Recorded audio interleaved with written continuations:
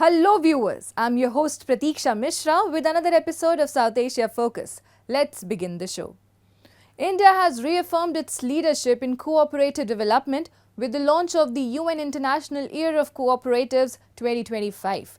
At the ICA Global Cooperative Conference 2024 in New Delhi, the focus was on the transformative power of cooperatives in fostering inclusive growth. Success stories like Amul highlighted the vital role of women in driving empowerment and community development. Founded in 1946, Amul exemplifies cooperative success, transforming rural India and the dairy industry. Through its decentralized model under the Gujarat Cooperative Milk Marketing Federation, it ensures fair prices, empowers farmers, particularly women, and fosters innovation. Amul's achievements were highlighted at the ICA Global Cooperative Conference 2024 in New Delhi, marking the first time in its 130-year history that the International Cooperative Alliance convened in India. Inaugurated by Prime Minister Narendra Modi under the theme Cooperatives Build Prosperity for All, the conference showcased India's commitment to inclusive growth through collaboration. PM Modi celebrated the pivotal role of women in cooperatives, emphasizing their contributions to economic empowerment and community development. दुनिया के लिए cooperatives एक model है, लेकिन भारत के लिए cooperatives संस्कृति का आधार है, जीवन शैली है। आज भारत के कोऑपरेटिव सेक्टर में 60% से ज्यादा भागीदारी महिलाओं की है। महिलाओं के कितने ही कोऑपरेटिव्स आज इस सेक्टर की ताकत बने हुए हैं। साथियों, हमारा प्रयास है कि कोऑपरेटिव्स की मैनेजमेंट भी महिलाओं की भागीदारी उसमें बढ़े। इसके लिए हमने multi state cooperative society act में संशोधन किया है। अब मल्टी स्टेट कोऑपरेटिव सोसाइटी के बोर्ड में वीमेन डायरेक्टर्स का होना जरूरी कर दिया गया है। The Prime Minister launched the UN International Year of Cooperatives 2025 with the theme Cooperatives Build a Better World, emphasizing their role in social inclusion, economic empowerment, and sustainable development. Recognized by the UN Sustainable Development Goals as key drivers of progress, cooperatives help reduce inequality, promote decent work, and alleviate poverty. Praising India's cooperative movement, the Prime Minister of Bhutan highlighted its success in empowering millions, uplifting marginalized communities, and driving sustainable growth. I am delighted to be here today in the vibrant and diverse nation of India at the launch of the UN International Year of Cooperatives. Today, we come together to celebrate not just the cooperative movement, but the profound impact it has had on communities around the world, especially in uplifting the marginalized and fostering sustainable economic growth. Cooperatives have achieved remarkable successes over the years. They have empowered millions, providing essential services, fostering economic inclusion, and stimulating local economies. The 18 International Cooperative Alliance member organizations in India represent nearly 800,000 cooperatives and 290 million cooperators. The UN Resident Coordinator for India highlighted the transformative global impact of India's cooperative sector. India's cooperative sector has been central to rural transformation, empowering millions through initiatives like Amul, the largest dairy cooperative in the world, which makes, believe me, the most delicious products. You have to try if you haven't already. And women-led self-help groups are leveraging India's world-class digital public infrastructure, helping many, many millions of women access microfinance, grow their businesses, strengthen their communities through women-led development. As the UN International Year of Cooperatives 2025 approaches, it is clear cooperatives are vital to building a more equitable world. India's commitment to prosperity through cooperation serves as a beacon of hope, showing that together we can create a thriving future for all. In a pivotal step for Sri Lanka's economic recovery, the IMF has approved the third review of the country's $2.9 billion bailout package. While signs of recovery are emerging, the IMF cautions that Sri Lanka's economy remains vulnerable. The country must complete critical debt restructuring deals with bondholders and bilateral creditors, including Japan, China and India, to ensure continued financial support. As Sri Lanka works through its financial challenges, the government's commitment to reforms and debt resolution will be key to securing long-term economic stability and growth. Take a look. In a crucial move for Sri Lanka's economic recovery, the International Monetary Fund approved the third review of Sri Lanka's $2.9 billion bailout. The International Monetary Fund confirmed it will release approximately $333 million, which will bring the total financial support to around $1.3 billion. Despite this, the global lender warned that the South Asian nation's economy remains vulnerable. The IMF noted that while signs of recovery are emerging, Sri Lanka still faces significant challenges. The country needs to complete a debt restructuring deal, which includes a $12.5 billion bondholder debt restructuring and a $10 billion debt rework with bilateral creditors, including Japan, China and India, to keep the bailout program on track. We have reached staff-level agreement with the Sri Lankan authorities on the third review under the 4-year extended fund facility supported program. Upon completion of the Executive Board review, Sri Lanka would have access to about $330 million. This would bring IMF financial support disbursed under the arrangement to a total of about $1.3 billion. In terms of the macroeconomic situation, Sri Lanka's ambitious reform agenda supported by the EFF is delivering commendable outcomes. The economy expanded on average by 4% year-on-year in the 4 quarters ending in June of this year, and high-frequency indicators point to continued expansion across all sectors. The IMF's bailout, secured in March last year, helped stabilize Sri Lanka's economy after it plunged into its worst financial crisis in over 7 decades in 2022. The IMF has emphasized the importance of the Sri Lankan government's steadfast commitment to the objectives of the bailout program. I would like to note that the new government's commitment to the program objectives has enhanced confidence and ensures policy continuity. Sustaining the reform momentum is critical to safeguarding the hard-won gains of the program. It is also critical to put the economy on a path towards lasting recovery and stable and inclusive growth. Sri Lanka's path to lasting recovery is heavily dependent on its ability to complete the ongoing debt restructuring talks and stay on course with its reform agenda. While the IMF's continued support provides hope, the country must navigate a complex web of financial and political challenges.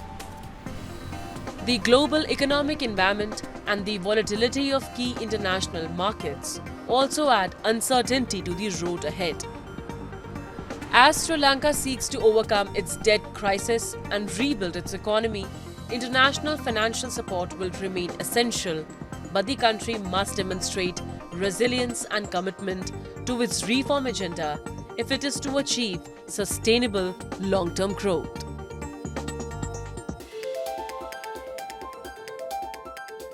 Time now for Asia This Week, the stories from across the continent.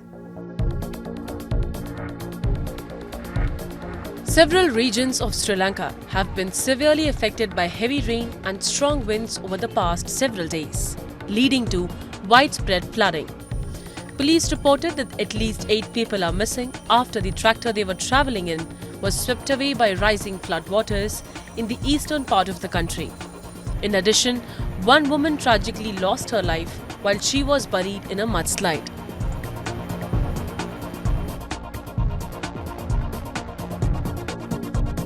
GFE Engineering, a prominent Japanese engineering firm specializing in waste-to-energy plants, oil and gas facilities, pipelines, bridges, and other infrastructure projects worldwide, has launched its first overseas waste management project in Malaysia. The project received Malaysian government approval in July 2024. A joint venture known as JNT Berjaya Alam Murni (JBAM) was formed by Malaysia's NASA Enviro Holdings, Japan's JNT Recycling Corporation, and JFE Engineering Malaysia.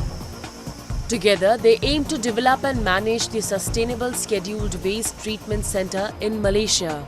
The facility is designed to receive, treat and dispose of clinical, toxic and hazardous waste generated by medical facilities and various industries across the country. Through innovative heat recovery techniques from the incineration process, the project contributes to the circular economy. Recovered heat is used by an adjacent drying facility, enabling thermal recycling by reducing waste moisture content. 本施設は有害廃棄物や医療系廃棄物を処理する焼却炉です。J&D 環境でも採用されているヒルストーカー式焼却炉であり、多種多様な幅広い廃棄物に対応可能で、1日70トン、年間2万トンの処理能力があります。As Malaysia faces increasing challenges with industrial waste pollution, JFE Engineering's advanced technology ensures proper waste treatment in line with stringent air emission standards. NASA Enviro operates the 659-acre Bukit Taga Enviro Park, one of Malaysia's leading sanitary landfills and premier eco-parks. With a strong focus on environmental responsibility, NASA Enviro is poised to lead Malaysia's waste management sector. The operation of this facility would be a great benchmark of JFE Group's initiative to protect Malaysia's environment and encourage future collaboration between NASA Enviro and JFE Group in the future. By leveraging JFE Group's advanced technology and international expertise, JBAM plans to expand further in international waste management initiatives, contributing to a more sustainable future.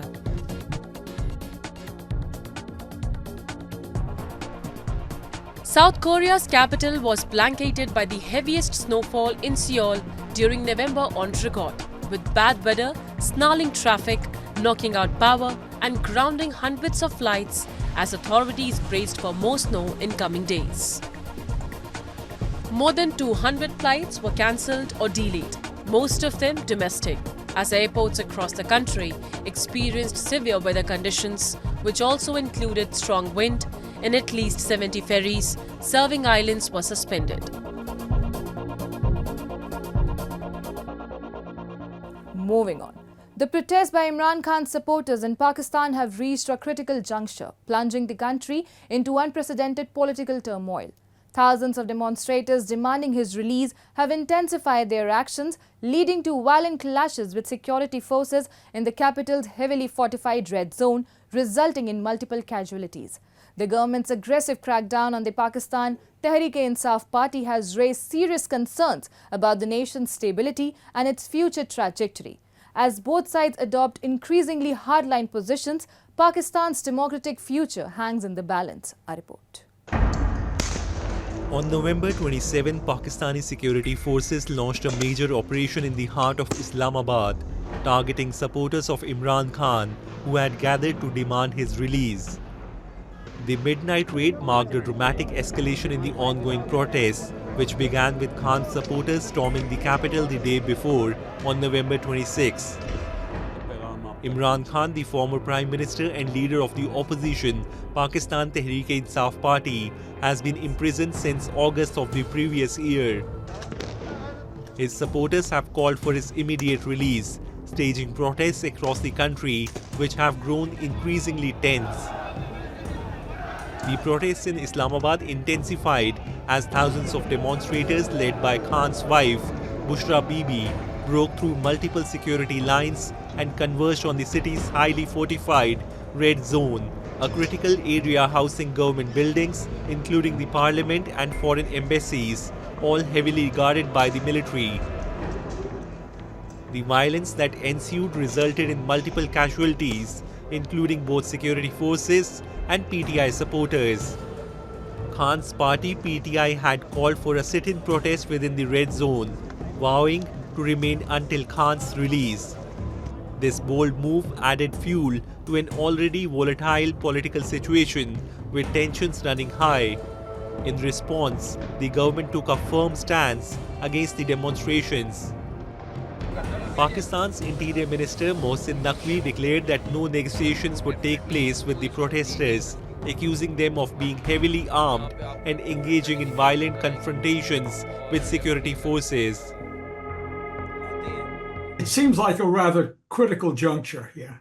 And at the same time, one which it's hard to predict how it's going to end. But things have come to a head, and they've been boiling for a long time. But now what we have, as I see it, is the kind of confrontation between the establishment and the PTI, led, of course, by Imran Khan. And only one of them can emerge from this standing. It's something which we've had battles between them before, but now Imran Khan is putting all of his cards on the table. The escalating violence on the streets has raised alarming concerns about Pakistan's stability. The midnight raid, part of a sweeping crackdown on those affiliated with Imran Khan's PTI party, underscores a troubling escalation in the confrontation between Khan's supporters and the military-led government. The crackdown not only signals a tightening of the government's grip on power, but also highlights the deepening divide within the country. This growing conflict threatens to further destabilize Pakistan, pushing it closer to a crisis of legitimacy. How it resolves, as I said here, is rather unpredictable. But I think what we can say is that the resolution, whatever it is going to tell us a lot about Pakistan going forward. It will either be a government now which makes a transition toward a PTI-led regime, or it's going to be a rather heavy-handed military effort to suppress those forces which are challenging it. As the situation continues to unfold, Pakistan's political future hangs in the balance. The government's handling of these protests will likely determine whether the country moves towards a new political era under PTI's leadership, or if the military will tighten its grip, intensifying efforts to suppress opposition and maintain control. The outcome could reshape the nation's political landscape with profound implications for its democratic future.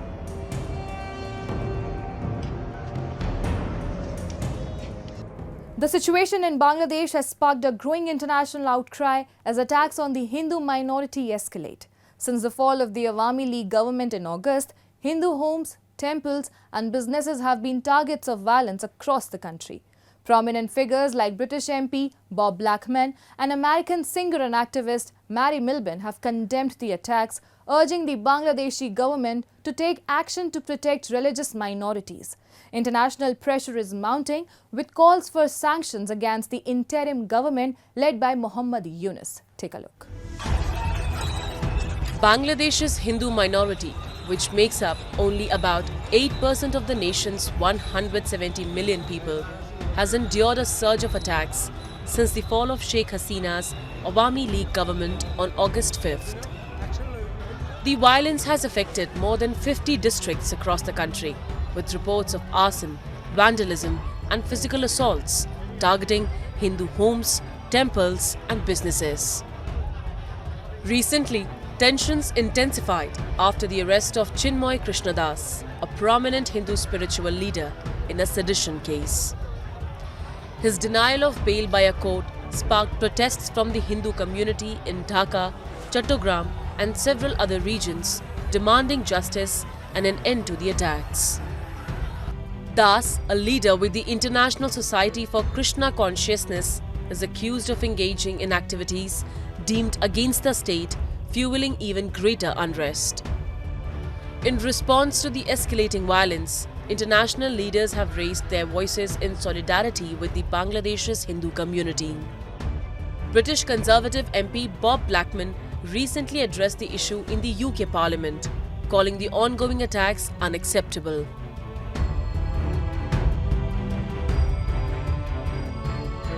The International Society of Krishna Consciousness, who run Bhaktivinoda Manor in Elstree, the largest Hindu temple in this country, in Bangladesh, their spiritual leader is under arrest. Hindus across Bangladesh are being subject literally to death by their houses being burnt, their temples are being burnt, and there was an attempt today in the Bangladesh High Court to rule that ISKCON should be banned from the country. This is a direct attack on Hindus. Now, this is a threat from India now to take action. We have a responsibility because we enable Bangladesh to be free and independent. Now, whatever the change of government has been in Bangladesh, it cannot be acceptable that religious minorities are persecuted in this way. Blackman's remarks have highlighted the growing international concern over the safety of Hindus in Bangladesh. American singer and activist Mary Milbin has also joined the global outcry, condemning the arrest of Chinmoy Krishnadas and the violence faced by Hindus in Bangladesh. In the United States, Hindu-American groups have written letters to both President-elect Donald Trump and incumbent President Joe Biden, urging action to protect the Hindu community in Bangladesh. The letters demand sanctions against the interim government led by Muhammad Yunus, who assumed leadership after the fall of the Awami League government.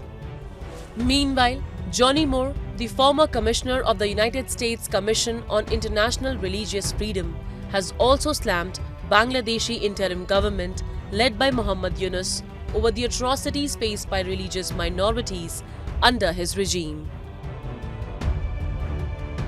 We're not sure who's really doing this, but let me just say the way I see it. Muhammad Yunus is failing. Okay, that's what's happening in Bangladesh now. As the leader of the country, as the interim leader of the country, there are no aspirations for the Bangladeshi people if you can't manage a very, very simple component of civil society, which is you have to protect people. People have to be safe. And you certainly cannot have a vibrant democratic country if the opposition, if they're religious, can face this level of persecution. If the rule of law becomes so inefficient that instead of getting due process, a lawyer is killed. I mean, this is unbelievable. And I have to tell you, I was astonished by the response of Mr. Yunus and the Bangladeshi government. They are saying this is exaggerated. They're saying that this isn't as big a deal as it seems. Well, I can tell you, if you're a religious minority in the country and you're wondering whether you're going to live tomorrow, it's a very, very big deal, and it is the first responsibility of any government to protect these people. Muhammad Yunus is failing. That's what's happening, and he better fix it right away. As the situation in Bangladesh continues to deteriorate, international pressure is mounting on the interim government to take decisive action to stop the violence and protect its religious minorities.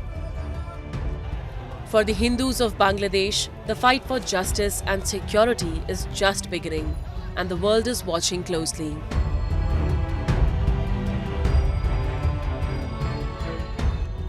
The clock is ticking for Bangladesh's Hindu community. Will justice prevail? Only time will tell.